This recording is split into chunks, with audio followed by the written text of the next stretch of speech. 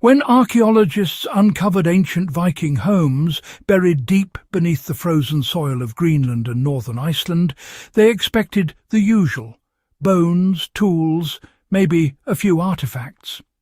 What they found instead left modern engineers speechless.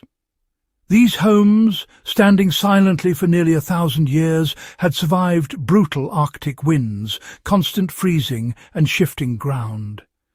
But what shocked researchers most wasn't what they saw, it was what they felt. Step inside one of these turf-built Viking houses, and the air was warm, still and alive. No drafts, no dampness, no visible heating system. Yet the inside temperature remained steady and comfortable, even when the world outside was minus 25 degrees Celsius. How did they do it? And why was this ancient technique later ordered never to be taught again? Let's talk about the Silent Viking Home Technique, an Arctic survival secret so effective it was hidden from the public by mid-20th century authorities. The Viking trick that defied the Arctic. The Arctic isn't just cold, it's alive. It breathes, it shifts, it moves. Snow compresses under its own weight. Ground cracks open and swells with the freeze. Most early settlers tried to fight that movement, sealing their homes tight like coffins. The Vikings did the opposite. They learned to work with the land, not against it. Instead of blocking the cold, they balanced it. Their homes were built to breathe, literally. This wasn't about soundproofing, it was about survival. They used what modern science now calls passive thermal convection, a self-regulating air system centuries ahead of its time. Here's how it worked. The Viking longhouses had layered turf walls built like a natural lung, you know. Warm air from the hearth rose gently through the building, while cooler air was drawn in slowly through small vents at the base of the outer turf walls. This invisible circulation kept air moist, temperatures stable, and mould at bay. The result?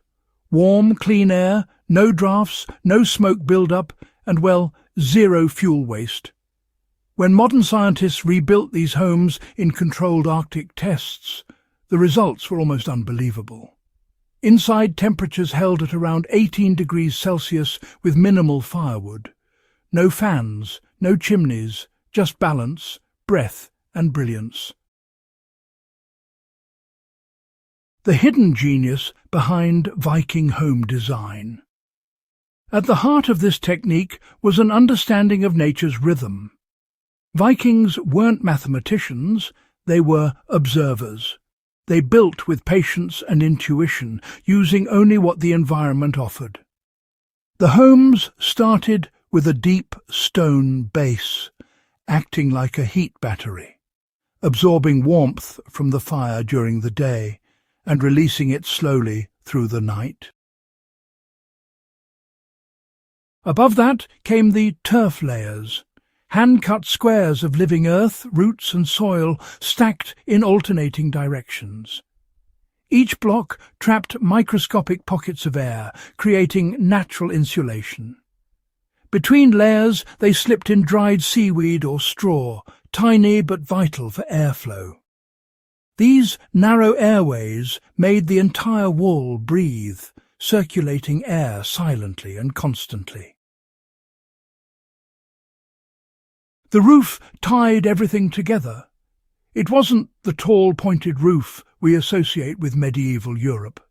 Viking roofs were low, curved and heavy, bent wood or even whalebone, covered with moss and turf. This trapped heat muted outside sound and created a quiet cocoon of warmth inside. At night, families could let the fire die down to soft coals and still wake up to a warm house. It wasn't luxury, It was survival perfected. When modern engineers tried to copy it, well, fast forward to the 1930s and 40s. Scandinavia was pushing deeper into the Arctic, building weather stations, military posts and research bases. Engineers studying the ancient Viking ruins tried to replicate their methods. What they discovered stunned them. Structures using the turf-based airflow system required almost no fuel. Even in those brutal Arctic storms, these buildings stayed dry, stable and warm. For comparison, military barracks needed constant fuel and mechanical ventilation. The Viking-style shelters? Well, they pretty much ran themselves. This caught attention, especially during World War II, when fuel was scarce and strategic outposts needed efficiency. Governments quietly studied the Viking system, experimenting with turf insulation and self-ventilating designs. But, when tests showed that these homes outperformed standard fuel-based models, something strange happened. The research disappeared. The technique was classified. The official reason? Unreliable under modern standards. The real reason? Economic threat. A building that could heat itself using dirt, straw and stone, no oil, no coal, no furnace, was bad news for the energy industry. If the public adopted it, entire heating economies would crumble. And so the Silent Viking Home method was sealed off in military archives, used only in remote research stations and Cold War outposts. Why this ancient design still matters today. In a world obsessed with so-called smart homes and, expensive green tech, the Viking system reminds us that sometimes nature already solved the problem. The technique was never about gadgets, it was about harmony. You can still apply this knowledge today. Start by building into the land, not on top of it. Even a home dug 1/3 into the earth stabilizes temperature. Then use layered insulation, soil, straw, sand or natural fibers stacked in alternating directions to trap air and block direct heat loss. Next, control airflow naturally. Leave a small vent low on one wall and another near the roof peak. The air will move on its own, pulling in oxygen and pushing out moisture. If you light a small fire, watch the smoke. It should rise and exit slowly, not swirl.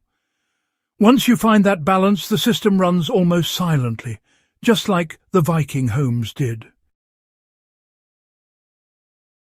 Even if you're not building a house, you can, use these principles for root cellars, off-grid shelters, or even workshops. The same laws apply. Heat rises, air moves, and natural materials, well, they breathe better than any plastic or concrete substitute. The Silent Viking home wasn't buried by time, it was buried by progress. Industrial powers saw it as a threat, not a treasure. It represented independence, a way to live warm and self-sufficient without relying on endless fuel or fragile supply chains. That's the real reason it was ordered never to be taught again. Not because it was superstition, but because it was too effective. And that's why it deserves to be remembered. This forgotten Arctic engineering proves that ancient people weren't primitive. They were adaptive, precise, and deeply in tune with the Earth's forces. While modern builders chase efficiency through technology, the Vikings achieved it through intuition. In an age of power shortages, energy crises, and soaring heating costs, the Silent Viking home offers a quiet revolution, Sustainability through simplicity. It's not just history, it's a blueprint for the future. If you take anything away from this, let it be this: efficiency doesn't always come from innovation. Sometimes it comes from observation, from listening to the land, not fighting it. The next time you think of the Vikings, don't just picture warriors and ships. Picture a people who mastered warmth in the coldest places on earth, using nothing but stone, turf and wisdom passed down by word of mouth. If you enjoyed this deep dive into ancient environmental mastery, subscribe to HistoryHQ. Share this video with your fellow historians, builders and survival enthusiasts. The past still holds the answers. We just need to start listening again.